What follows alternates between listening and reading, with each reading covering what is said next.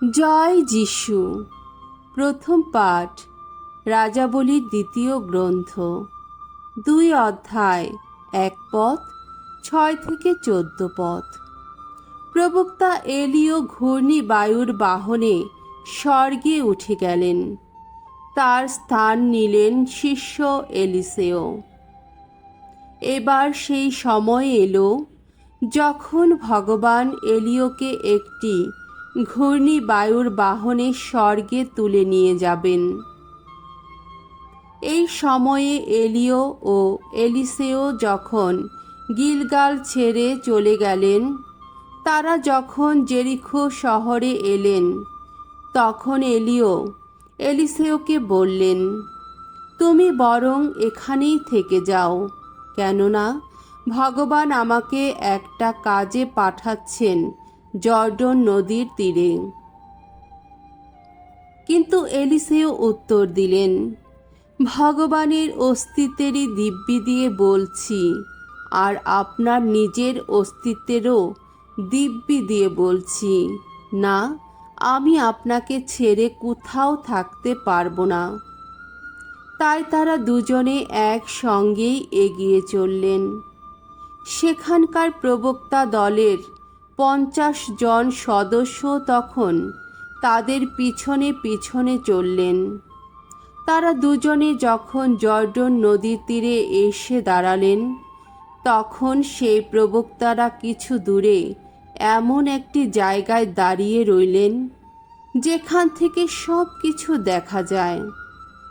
এলিও তখন গা থেকে নিজের চাদরটা খুলে সেটা গুটিয়ে নিলেন, আর তা দিয়ে তিনি নদীর জলে একবার আঘাত করলেন।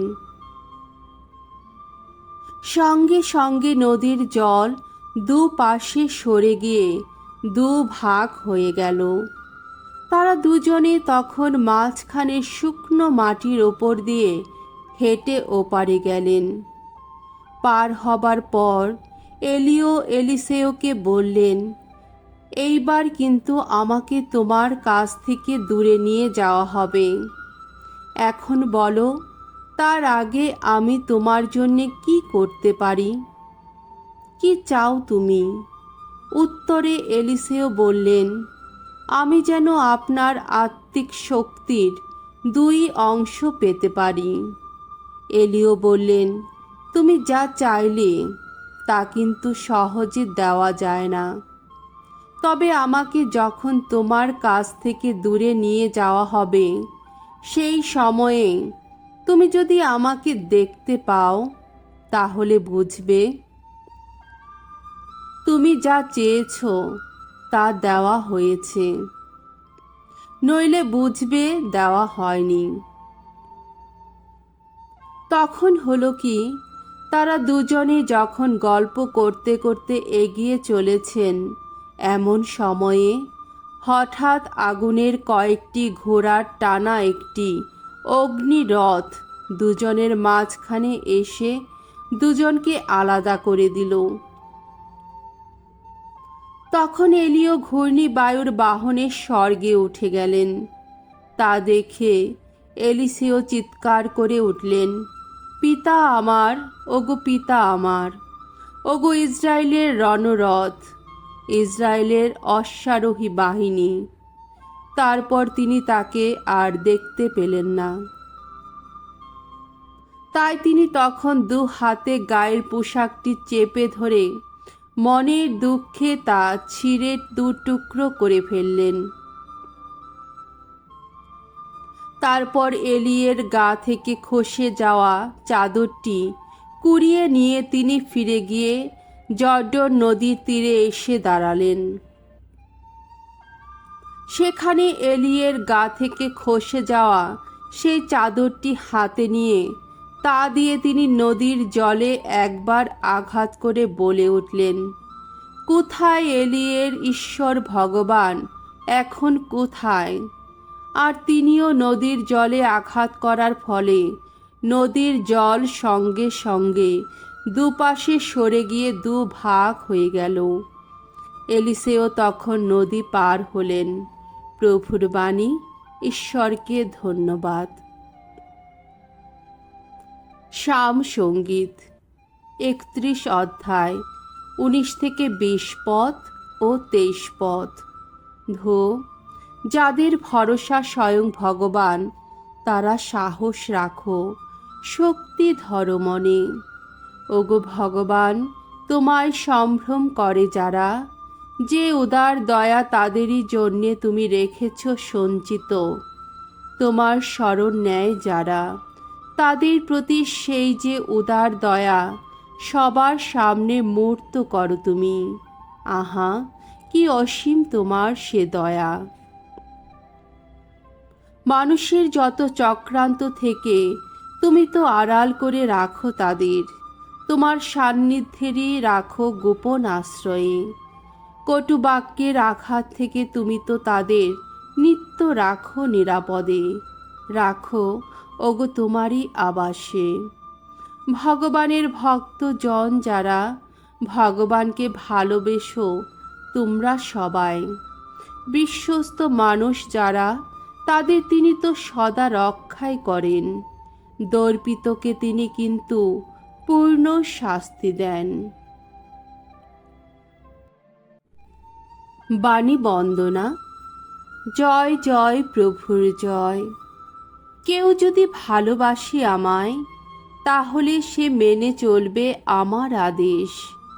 তাই আমার পিতাও তাকে ভালোবাসবেন এবং আমরা তার কাছে এসে থাকব তখন।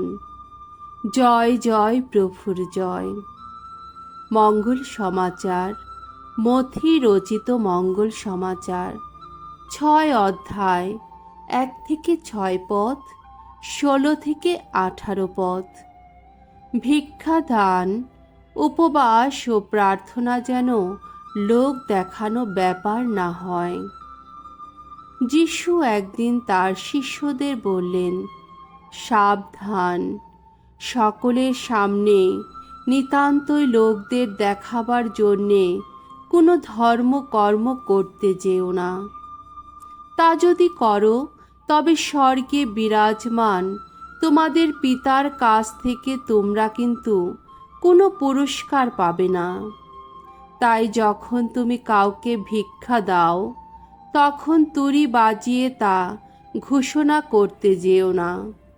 ভণ্ড লোকেরাই তো মানুষের প্রশংসা করতে যত সমাজ গৃহে ও পথে ঘাটে সেইভাবে ভিক্ষা দিয়ে থাকে। আমি তোমাদের সত্যি বলছি, তাদের পুরস্কার তারা পেয়েই গেছে। যখন তুমি কাউকে ভিক্ষা দাও, দেখো তোমার ডান হাত যে কি করছে, তোমার বাঁ হাত যেন তা জানতে না পারে। তোমার এই ভিক্ষা দান বরং গোপনেই থাকুক, তাহলে তোমার পিতা যিনি গোপন সব কিছু দেখতে পান, তিনি তোমাকে পুরস্কৃত করবেন। তেমনি তোমরা যখন প্রার্থনা করো, তখন ভণ্ডদের মতো তা করো না। তারা যত সমাজ গৃহে আর চৌরাস্তার মোড়ে মোড়ে দাঁড়িয়েই প্রার্থনা করতে ভালোবাসে, যাতে তারা সকলেরই নজরে পড়ে। আমি তোমাদের সত্যি বলছি, তাদের পুরস্কার তারা পেয়েই গেছে। যখন তুমি প্রার্থনা করো, তুমি বরং তখন তোমার নিজের ঘরেই যাও আর দরজা বন্ধ করে তোমার পিতাকে ডাকো। আড়ালে থাকেন তিনি। তাহলে তোমার পিতা, যিনি গোপন সব কিছু দেখতে পান, তিনি তোমাকে পুরস্কৃত করবেন। তোমরা যখন উপোস করো, তখন ভণ্ডদের মতো বিষণ্ণ ভাব দেখিও না। তারা যে উপোস করছে, সেটা লোকদের দেখাবার জন্যেই তো তারা মুখখানা অমন শুকনো করে রাখে। আমি তোমাদের সত্যি বলছি, তাদের পুরস্কার তারা পেয়েই গেছে। যখন তুমি উপোস করো, তুমি বরং তখন মাথায় তেল মেখো, চোখ মুখ ধুও, যাতে তুমি যে উপোস করছো মানুষ যেন তা জানতে না পারে, যেন জানতে পারেন শুধু তোমার পিতা। আড়ালে থাকেন যিনি, তাহলে তোমার পিতা যিনি গোপন সব কিছু দেখতে পান, তিনি তোমাকে পুরস্কৃত করবেন। প্রভুর মঙ্গলময় বাণী। খ্রিস্ট প্রভু তোমার প্রশংসা হোক।